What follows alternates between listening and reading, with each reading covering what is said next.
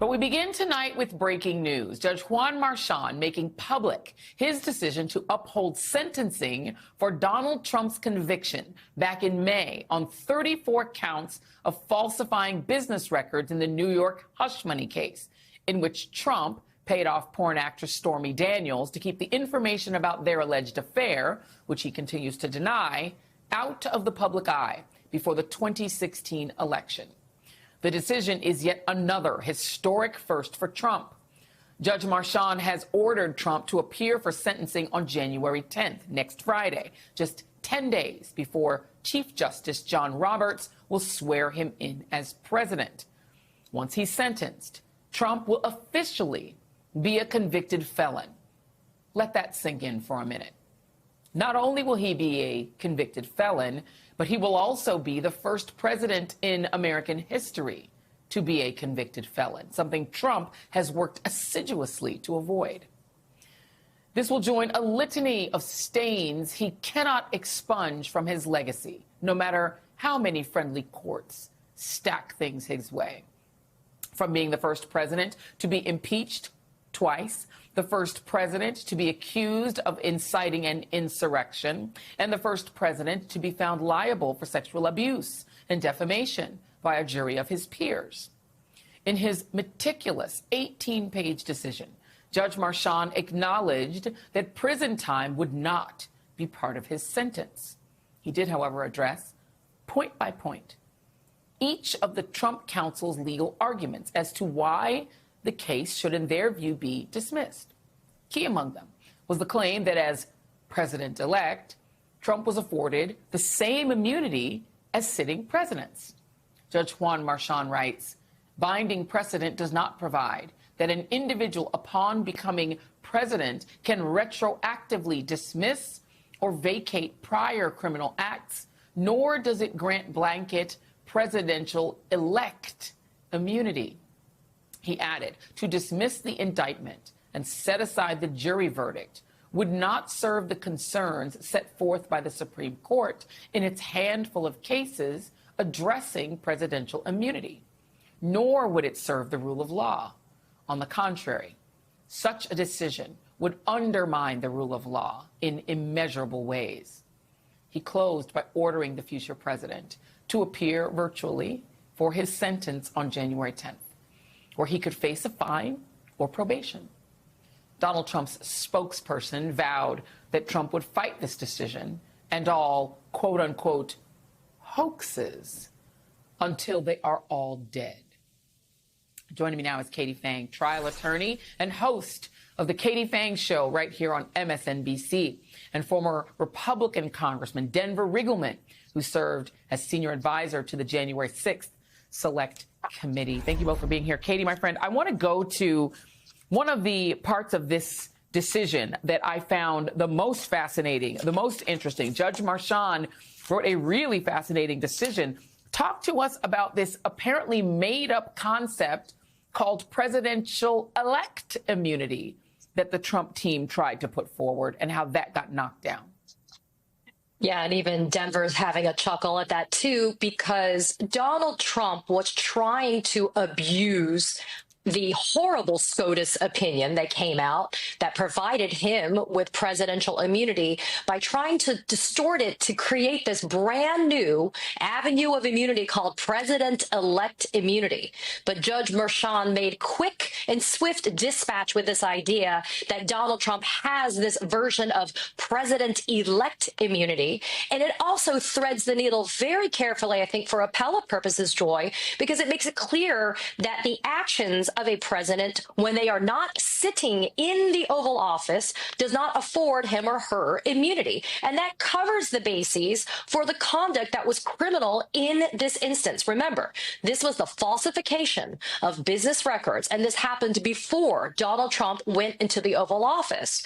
But Joy, even though this is a meticulous opinion, as you note, and I give Judge Marchand his flowers whenever they are due, I want to say I am angry, and if anybody's watching this right now is angry, you're allowed to be angry, but you're not angry at Judge Merchan. Be angry appropriately and lay the blame at the feet of Donald Trump, the Supreme Court of the United States, because the arc of justice has been crushed and flattened by the weight of the Oval Office, not because of the dignity or the integrity of that office, but because of the deceit by which Donald Trump made it back into that Oval Office. And this is why people angry by this outcome should say there is no true justice anymore, because you and I both know that if this was someone else, Joy, this outcome would have been different. There would have been a sentence held in abeyance. There would have been something that had teeth to it, but this is also spitting in the face of jurors that sat for more than 7 weeks. The original grand jurors that returned an indictment, and then the jurors that sat for 7 weeks and took in this evidence and rendered a verdict of guilty. Indeed. And, you know, Denver, I want you to tell us why you're chuckling. We are always interested in your chuckles. We find them very entertaining, so you can please expound on that. But you know who I'm angry at? And I take everything Katie said. I go back to Merrick Garland. Merrick Garland, who the American people pay a quite substantial six-figure salary to do justice on our behalf. He sat on the Trump alleged crimes, when it came to a much bigger case, meaning the insurrection, in which the January 6th committee, for which you were an investigator, gave him point by point a roadmap toward a prosecution. The impeachment proceedings, also a roadmap toward a prosecution. He was impeached again for the insurrection. And yet Merrick Garland could not see his way to doing justice for the American people. He decided to put a go-between in the middle, Jack Smith, who actually did Merrick Garland's job for him, only to get thrown out in the case of the documents case, because that judge used the sort of trickery, right, handed to her by Clarence Thomas to say, oops, sorry, he's not legally applied. He can't be the one to do it. And he literally has accomplished absolutely nothing when it came to the January 6th case, leaving this as the only case left. Only the state of New York has even tried to hold Donald Trump accountable. And so we're down to Judge Merchan being the one and only hero here. I'll let you talk now. No, I get it. And the first thing, and I'm sorry I chuckled, Katie, because I was wondering if you would represent me if I had former congressman immunity.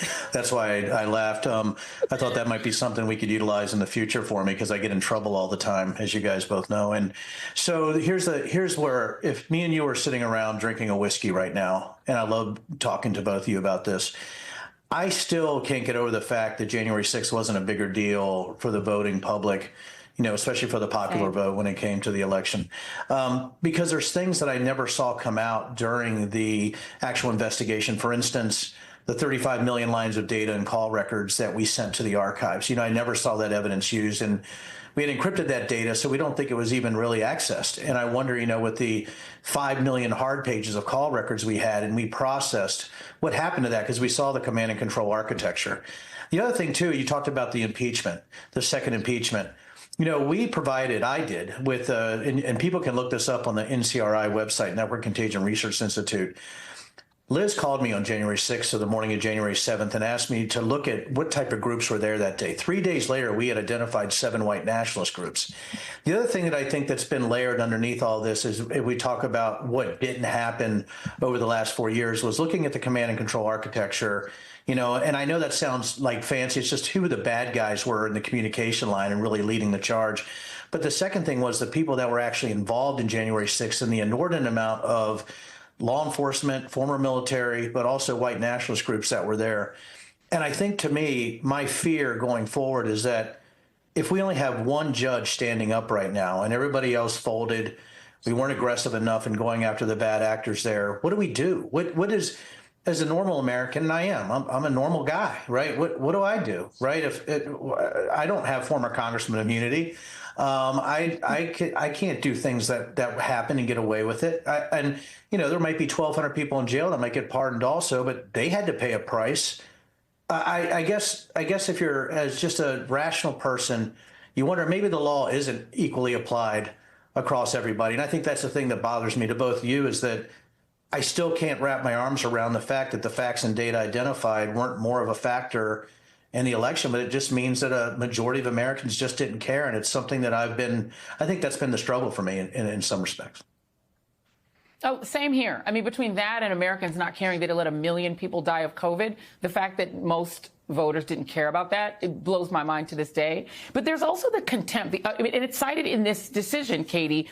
Donald Trump, he tried to say that in order for the court to have credibility, they needed to dismiss this case. But he says, wait a minute, despite defendants' unrelenting and unsubstantiating attacks against the integrity and legitimacy of this process, individual prosecutors, witnesses, the rule of law, this court has refrained from commenting, and even when, unless required to do so, on the ruling on motions of contempt of court.